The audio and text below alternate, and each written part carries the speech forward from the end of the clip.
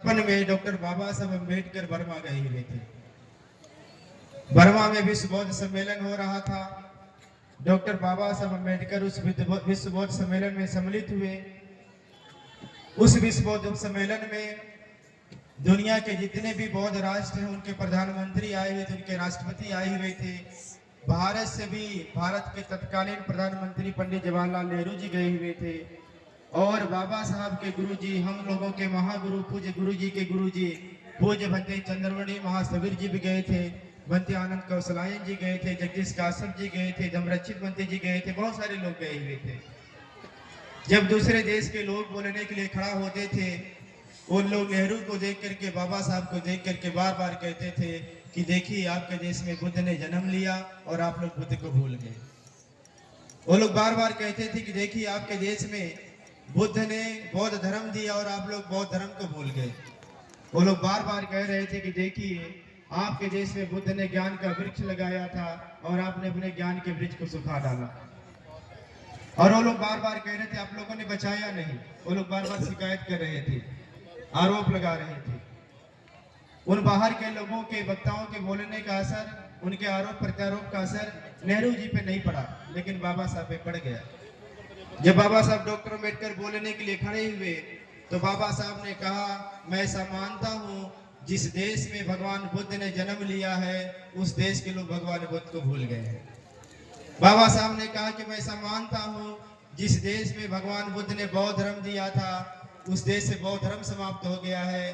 बाबा साहब ने कहा कि मैं ऐसा मानता हूँ जिस देश में भगवान बुद्ध ने ज्ञान का वृक्ष लगाया था वह वृक्ष सूख रहा है।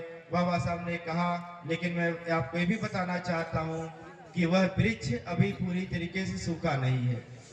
बाबा साहब ने कहा अगर उस पर पानी डाला जाए तो उसकी जड़ें हरी भरी हो जाएंगी। जब जड़ें हरी भरी हो जाएंगी उसकी टहनियाँ हरी भरी हो जाएंगी।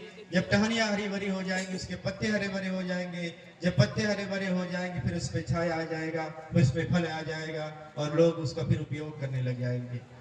बाबा साहब ने कहा कि मैं आपके सामने संकल्प ले रहा हूँ। बाबा साहब ने कहा कि मैं आपके सामने प्रतिज्ञा कर रहा हूँ। बाबा साहब ने कहा कि मैं आप सबको विश्वास देकर के जा रहा हूँ। भारत वापस जाऊंगा अपने लाखों अनुयायियों के साथ। भारत में बौद्ध धर्म का जो वृक्ष सूख रहा है उस पर पानी डाल करके हरा भरा करूंगा। डॉक्टर बाबा साहब अम्बेडकर वापस आए। 14 अक्टूबर 1956 के दिन भारत में ज्ञान का जो वृक्ष सूख रहा था, डॉक्टर बाबा साहब अम्बेडकर ने अपने 10 लाख अनुयायियों के साथ उस पर पानी डाल करके हरा भरा कर दिया। बाबा साहब अमर रहे। मुझे उस समय के एक और संस्मरण याद आता है। महापंडित राहुल सांस्कृत्यायन जापान जा रहे थे। जापान के वो काठमांडू के एयरपोर्ट पर रुके हुए थे। काठमांडू के एयरपोर्ट पर उनसे पत्रकारों ने कहा कि राहुल जी, डॉक्टर बाबा साहब अम्बेडकर ने बड़ी क्रांति कर दी है। उस क्रांति की गूंज पूरे दुनिया में सुनाई दे रही है। पूरे दुनिया के बौद्ध लोग बहुत खुश हैं। आप बाबा साहब अम्बेडकर की क्रांति को किस रूप में देखते हैं? महापंडित राहुल सांस्कृत्यायन ने पत्रकारों को जवाब देते हुए कहा डॉक्टर बाबा साहब अम्बेडकर ने भारत में बौद्ध धर्म का ऐसा मजबूत खंभा गाड़ा है अब उसे कोई माँ का लाल हिला नहीं सकता।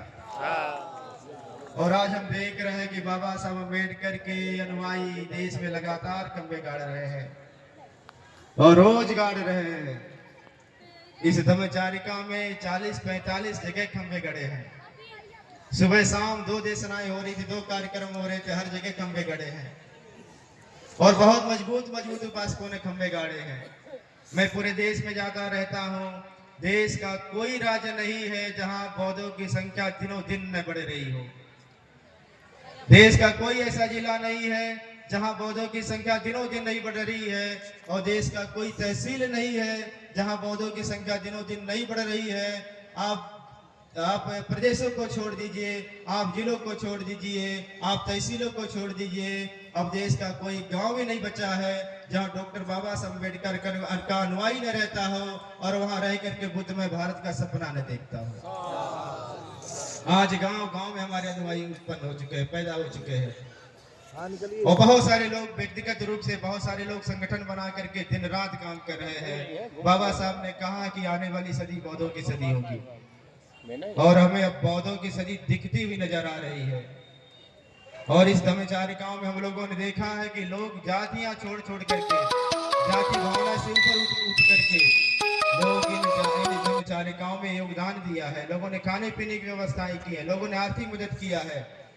मुझे लगता है कि ओबीसी की, शेड्यूल कास्ट की कोई जाति नहीं है जो नहीं लगी होगी इस धम्मचारिका के लिए। मुझे ऐसा लगता है कि ओबीसी की कोई जाति नहीं जो नहीं लगी होगी। और मुझे तो कई बार पिछले यात्रा में, तीनों यात्राओं में मुझे मुसलमान समाज के लोगों का भी बहुत सहयोग मिला। वो लोगों ने भोजन दान कराए हैं, उन लोगों ने रात विश्राम के अवसर दिए हैं, और लोगों ने आर्थिक मदद भी किए हैं। तो ऐसा लग रहा है कि बाबा साहब अम्बेडकर का 21वीं सदी वाला सपना सच होने वाला, साकार हो रहा। और मुझे लगता भी है, और मुझे इसलिए भी लगता है, एक उदाहरण मैं आपको देना चाहता हूं कि आप अपने घर के अपने बच्चों को देखिए। आपके जो 3 साल के बच्चे, 4 साल के बच्चे, 5 साल के बच्चे, 10 साल के बच्चे हैं, आप ये देखिए, कभी अपने से तुलना करिए कि आपके बच्चे आपसे तेज है कि नहीं है, और आप पाएंगे कि आपके बच्चे आपसे तेज हैं। आने वाले 10-20 सालों में विज्ञान बढ़ने वाला है, टेक्नोलॉजी बढ़ने वाली है, शिक्षा बढ़ने वाला है। जैसे जैसे टेक्नोलॉजी बढ़ेगी, जैसे जैसे विज्ञान बढ़ेगा, जैसे जैसे शिक्षा बढ़ेगी, ये हमारे बच्चे और बुद्धिजीवी होते जाएंगे। आने वाले 10-20 सालों में इन बच्चों के सामने 2 ही विकल्प है। देश के बच्चों के सामने 2 ही विकल्प है, या तो देश के बच्चे बौद्ध हो जाएंगे, नहीं तो नास्तिक हो जाएंगे। और मैं कहता हूँ नास्तिक होना भी हमारे हित में है।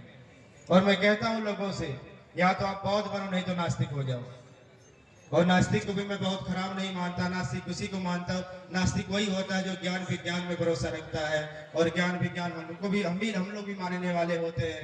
तो जो नास्तिक होता है हमारा छोटा भाई ही होता है, आज नहीं तो कल फिर हमारी ही शरण में आने वाला है। उसका नास्तिक होना मतलब पहली शुरुआत होती है हमारे पास आने के लिए। तो आने वाली 21वीं सदी बौद्धों की सदी है, मुझे दिख रहा है।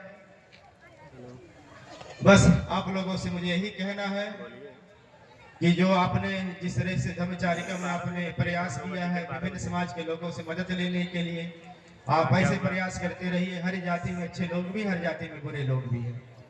ऐसा नहीं कि सवर्ण जाति में सब लोग बुरे लोग हैं, वहां भी ऐसे लोग हैं जो जातिवाद को नहीं मानते हैं, जो वर्ण व्यवस्था को नहीं मानते हैं, जो भेदभाव नहीं मानते हैं, जो ईमानदार लोग हैं, अच्छे लोग हैं, भले लोग हैं। आप उनसे जरूर बात करिए, उनसे जरूर मिलिए, और उनसे कहिए कि आप इस विचारधारा को आगे बढ़ाइए। और हम लोगों ने देखा कि बहुत सारे सामान्य जाति के लोग भी, वो भी बहुत ज्यादा सांप्रदायिकता से उब चुके हैं, वो भी जातिवाद से उब चुके हैं। और उसका उदाहरण ये है कि कितना उब चुके, कितना परेशान हो चुके हैं। आप किसी विपश्यना सेंटर में जाकर के देखिए, सारे देश के विपश्यना सेंटर वेटिंग में है।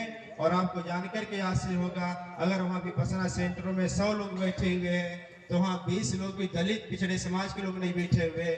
80% वही लोग बैठे हैं जिनके लोग देश में सांप्रदायिकता की आग लगा रहे हैं, जिनके लोग देश में जातिवाद बढ़ा रहे हैं। यानी उनके परिवार वाले भी तंग आकर उस व्यवस्था से वो भी बुद्ध के शरण में जा चुके हैं, वो भी ध्यान कर रहे हैं। तो ऐसे लोगों से आप बात करिए, ऐसे लोगों से मदद लीजिए। और निसंदेह तथागत बुद्ध का धर्म जो है, अब इसका समय आने वाला है। और जब ये देश बौद्धमय भारत बनना ही है, तो आपका क्या योगदान हो सकता है, आपका क्या कंट्रीब्यूशन हो सकता है, अपना योगदान देने का काम करें। इन्हीं सब बातों के साथ कुशीनगर की जो टीम है, मैं